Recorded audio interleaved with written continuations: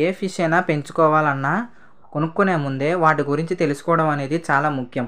ఎందుకంటే ఒక్కొక్క ఫిష్కి ఒక్కొక్క ప్రాంతం ఇంకా ట్యాంక్ హ్యాబిటేట్స్ అని ఉంటాయి. అవి తెలుసుకున్న తర్వాతే మీరు దాన్ని పెంచుకోవాల్సి వస్తుంది. అందరికీ నమస్కారం. ఈరోజు మన వీడియోలో బేటా ఫిష్ గురించి అయితే మనం మాట్లాడుకోబోతున్నాం. అంటే లోకల్గా మనం పిలిచే పేరు ఫైటర్ ఫిష్. ఈ ఫిష్ యొక్క నేటివ్ ప్లేస్ వచ్చేసి మరియు ఏషియాలో అయితే ఈ ఫిష్ అనేది చాలా ఎక్కువగా అక్కడే అయితే మనకైతే ఉంటుంది. కానీ దీని యొక్క ఆరిజినేట్ మాత్రం థాయిలాండ్లోనే చాలా అంటే చాలా ఎక్కువగా చాలా పాపులర్ అయ్యి థాయిలాండ్లో అయితే ఉంటాయి. థాయిలాండ్లో అరోనా తర్వాత సెకండ్ మోస్ట్ పాపులర్ ఫిష్ బేటా ఫిష్. ఈ బేటాస్ అనేవి థాయిలాండ్లో చాలా స్పీసీస్ అనేవి ఉంటాయి. ఇంబ్లిసియం, హైబ్రిడ్, ప్లకాట్స్ మరియు స్పియర్ టైల్స్ అనేవి చాలా చాలా రకాలైతే ఉంటాయి. ఈ ప్రతి ఒక్క ఫిష్ అనేది రైతు చేరు అంటే మనం వ్యవసాయం చేసే భూములు ఉంటాయి కదా, మన యొక్క చెరువుల్లో ఈ చేప అనేది ఉంటుందన్నమాట. అక్కడ చెరువుల్లో చేప అనేది ఈ బేటాస్ అనేవి అక్కడ ఉంటాయి. అక్కడ ఉన్న బేటాస్ అనేవి ఇగో ఇలాగ ఉంటాయి అన్నమాట. వైల్డ్ టైప్ ఇవి ఆ చెరువులో బతికే వైల్డ్ టైప్ బేటాస్ ఇవి చాలా ఇంపార్టెంట్లోకి అయితే వస్తాయి. బేటా సైంటిఫిక్ నేమ్ వచ్చి సియామీస్ ఫైటింగ్ ఫిష్. మనం దాన్ని అంత దూరం పలకలేక ఫైటర్ ఫిష్ అనేది మనం అయితే పిలుస్తాం. ఎందుకంటే సైమిస్ అనేది పిలవడానికి కొంచెం కష్టంగా ఉండడం వల్ల. ఇంకో సైంటిఫిక్ నేమ్ ఏంటంటే బేటా స్ప్లెండిస్. థాయిలాండ్ వాడు స్ప్లెండిస్ అని పలకడం మానేసి బేటా అని చెప్పి చిన్నగా అయితే వీటిని పిలవడం స్టార్ట్. థాయిలాండ్లో ఉన్న వాళ్ళు మొదట్లో బేటాస్ని ఫైటింగ్ కోసం వాడేవాళ్ళు. అంటే మన కోడి పందాలు ఎలాగో వీటికి కూడా పందాలు అనేవి వేసి పెట్ మ్యాచెస్ పెట్టి వీటిని చాలా దారుణంగా హింసిస్తూ వాటిని ఫైటింగ్కి అయితే దింపేవారు. ఇలా దింపడం వల్ల వాటికి డిమాండ్ అనేది ఎక్కువ పెరిగింది. ఎందుకంటే బేటా అనేది ప్రైజ్ అనేది ఈజీగా కొనాల్సిన పని లేదు. రైతు మనకి సేలువలో దొరకడంతో వాటిని అయితే తెచ్చి పెట్టుకోవడం అనేది చేశారు వీళ్ళు.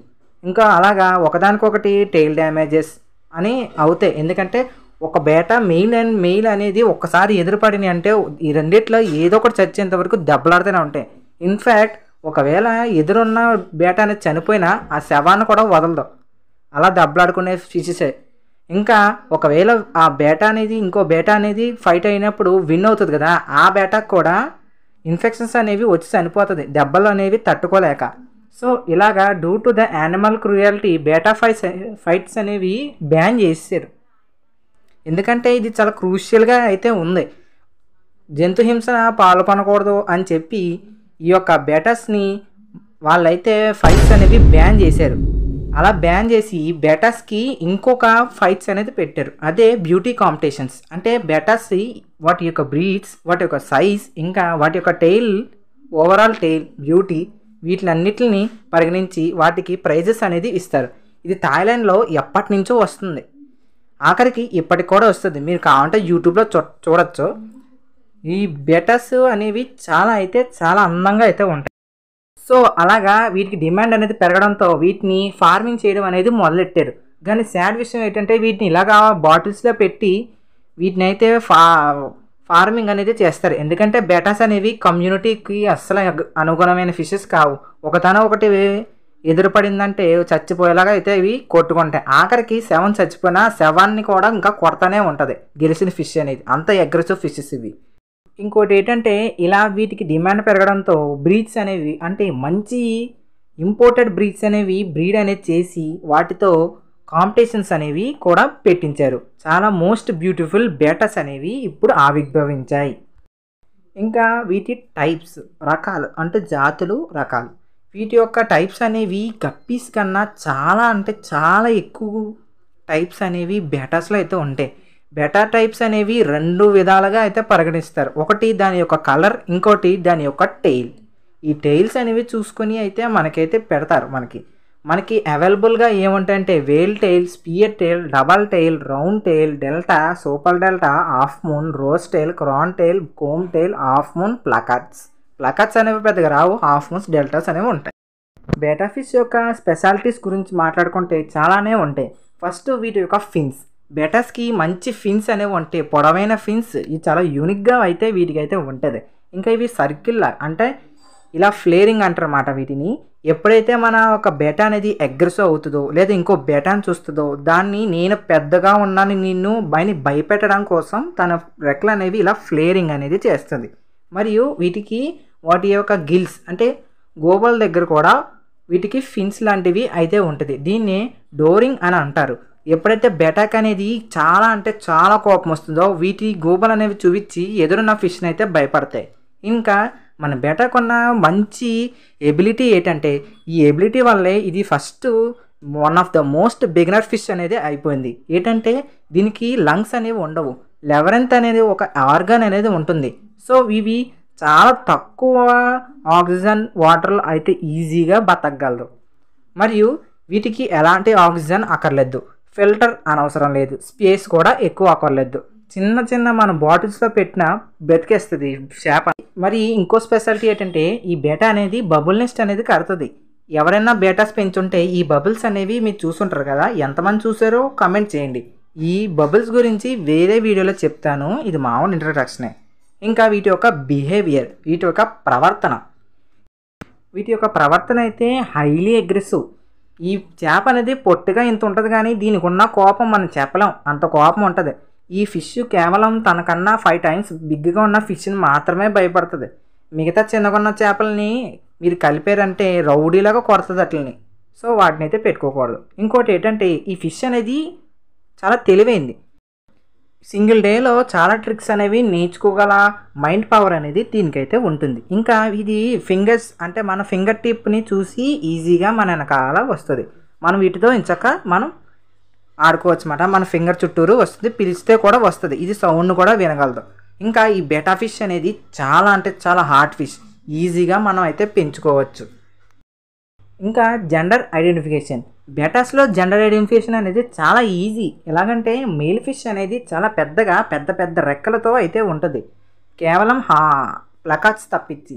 ఇంకా ఫీమేల్ విషయానికి వస్తే చిన్న రెక్కలతో చిన్న బాడీ సైజ్తో ఉంటుంది. ఒకవేళ మీకు వింగ్స్ అనేవి క్లారిటీగా లేకపోతే మీ ఫీమేల్ అనేది పొట్ట కింద యానల్ ఫిల్స్ వైట్ స్పాట్ ఉంటుంది, వైట్ స్పాట్ ఉందంటే అది ఫీమేల్ అని. మరియు ఈ బెటాని మెయిల్స్ అయితే మనం సింగిల్గానే పెంచుకోవాలి, వాటికంటూ సపరేట్ అక్వేరియం అనేది పెట్టుకుని మనమైతే పెంచుకోవాలి. వీటిని తక్కువ స్పేస్లో బతకగలవు కదా అని చెప్పి బాటిల్స్లోని వాటర్ బాటిల్స్లోను మరియు బౌల్స్లోను ఇంకా కొత్తగా ఏదో వచ్చింది చెత్త, అదేంటంటే వాల్ హ్యాంగర్స్ గోడకు పెట్టేస్తున్నారు. అది చాలా దారుణమైన విషయం. ఎందుకంటే ఇది తక్కువ స్పేస్లో బతకగలదు మాత్రమే, బతుకుతుందని కాదు. మీరు అలాంటివి పెట్టారంటే మీ యొక్క బెటా అనేది 1 నెల తర్వాత అయితే ఖచ్చితంగా చనిపోతుంది. 100% మీరు చిన్న దాంట్లో పెట్టకూడదు. వీటికి చూడండి నేను ఎంత పెద్ద ఎక్వేరియం పెట్టానో, ఇలా ఎక్వేరియం పెట్టుకొని వాటికంటూ ఒక హైడింగ్ స్పాట్ అనేది పెట్టుకొని వీటిని అయితే మనం పెంచుకోవచ్చు.